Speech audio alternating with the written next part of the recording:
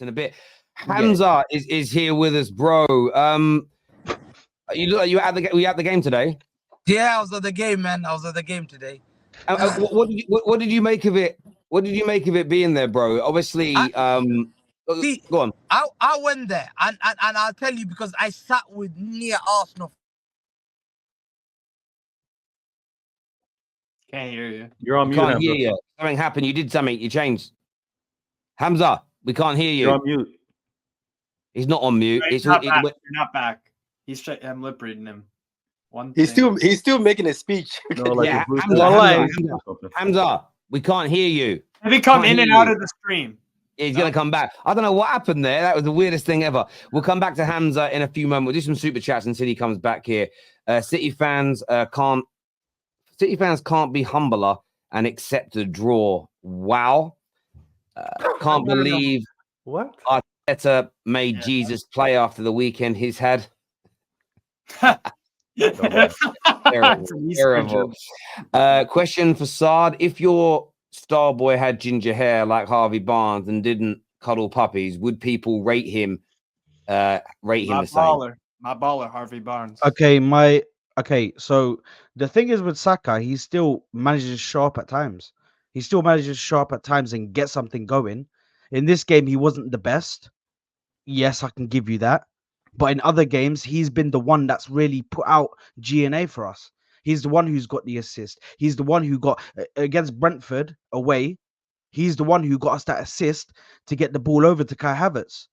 Against Chelsea, he's the one who got us the cross in order for Trossard to get the ball in to the goal to get us the draw. So I'm not going to sit here and slander Saka for the whole season, but for this game, I think he was very quiet.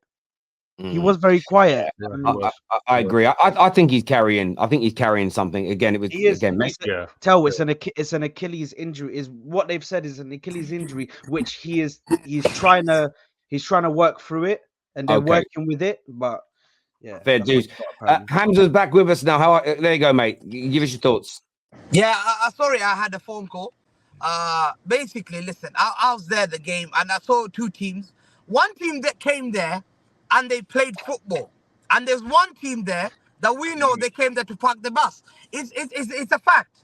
But what they do, and what people like Terry, you and other people, you try and hype them up and say, "Oh, don't worry, you got a draw. It's okay." The way they got the draw, they parked the bus. They didn't come there to play football. Tottenham, who played against us at home, gave us a better entertaining game. Fact. Crystal Palace played a better entertaining game than them. They are so happy that they drew the game that had videos. They were chanting and clapping and emotional with their fan base at the end of the game when Liverpool are top of the league. And I'm thinking, how embarrassing are you? Are you not embarrassed like Liverpool? I didn't see Liverpool. I've gone to a Liverpool game. Liverpool won, that's embarrassing. Liverpool fans came out there with a draw and they were very disappointed. And when I look at their team, I'm just thinking, yo, you don't look like champions. Champions don't behave like that. Fans of champions don't behave like that. Liverpool never do that. I've never seen a club that was celebrating today a draw with 23% possession. And today, okay, my players, Haaland was poor, yes. Yeah. Saka, the star boy, hooked. Spent time on the floor. He got destroyed today. George, this Declan Rice, 110 million, man. Don't talk to me about Declan Rice ever. No one ever. Hang on, Hamza. I don't like to interject your rants. So Declan Rice played defensive midfield today. He was part of a three, really, that helped to nullify two of the best players in the world in KDB and Haaland, and you're slagging that performance off. See, this is a problem. So when a player like Declan Rice, who cost 110 million, supposed to be the best DM in the world, could not pass from the back, was panicking, and Rodri was running that midfield by himself. He put him in his pocket with another midfield, Jorginho, hooked off. Thomas Partey had to be brought in. And Declan Rice wasn't that special today. Declan Rice has just led his team, and his role is defensive midfield. So that's stopping goals from going in is his primary job. They're the first team in 3 years and the first team in 57 games to stop you scoring at home, and you're attacking that performance. Yes, but what do? When you play a team, I've got 11 It men at the stopped you back. from scoring. Yeah. Okay, but see, if I've got, see, it's an achievement for them. You see what the fact that he stopped you from scoring, you did not win the game. You fraud. You had 11 men at the back.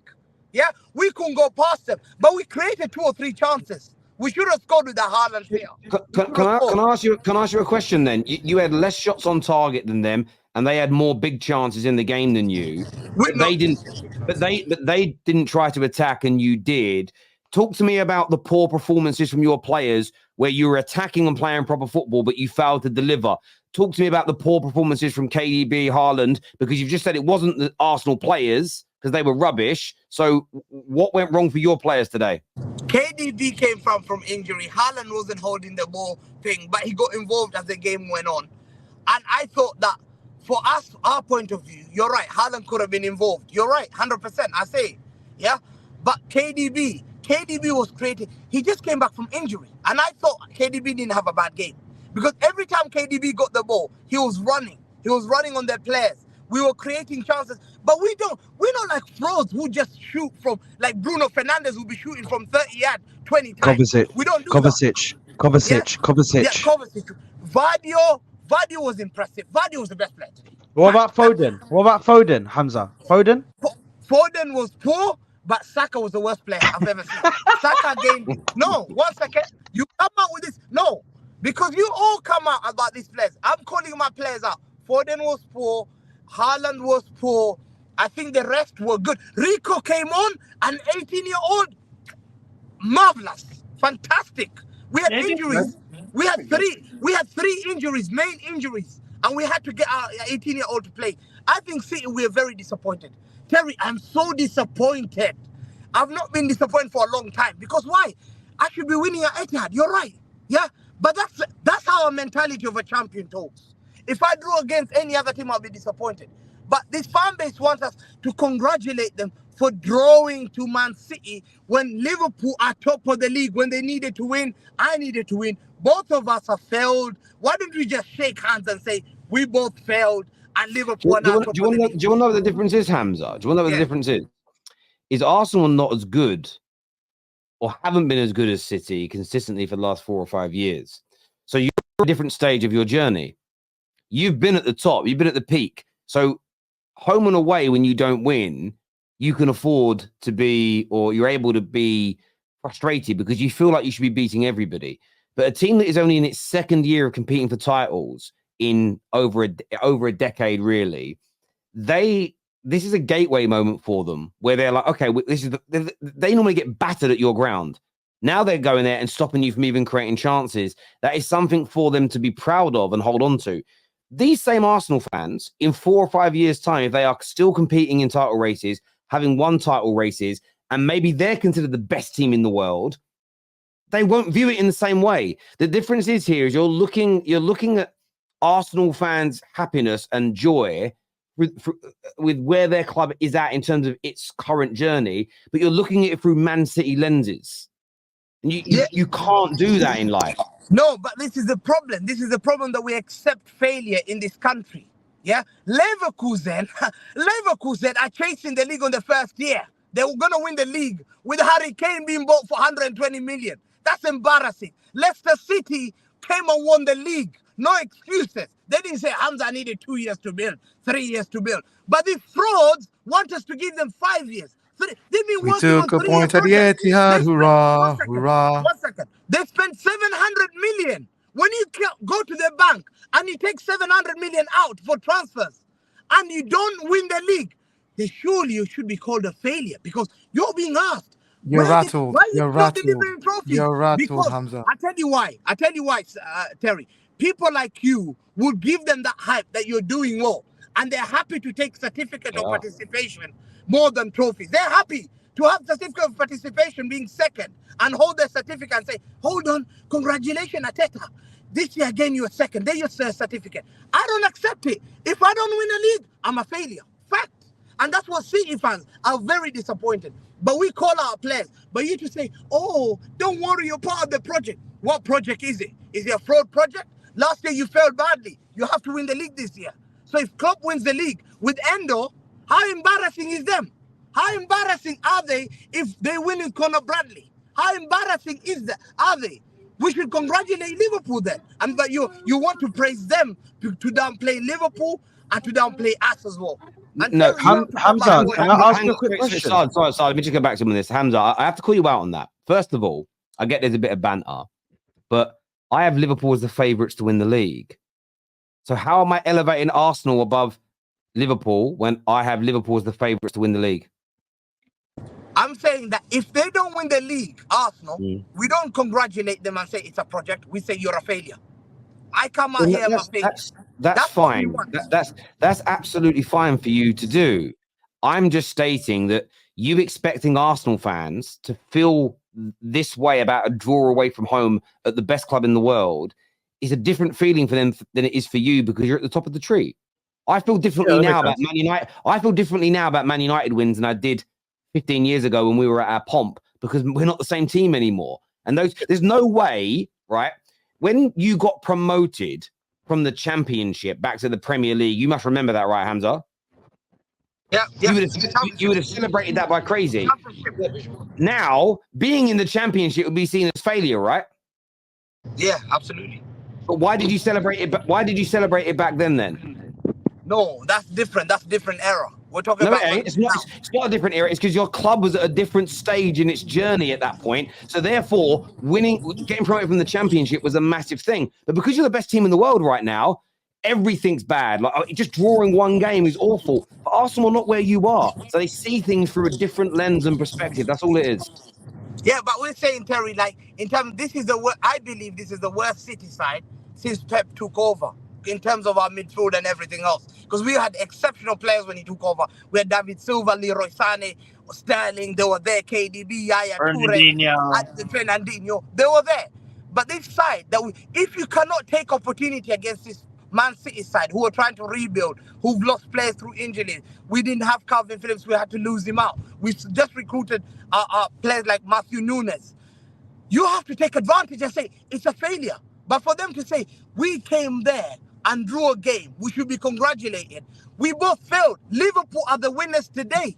Liverpool are the winners today. No one else is a winner. There's no By the way, Hamza, go on, bro. Can I just say, like, you talk about heritage a lot, yeah?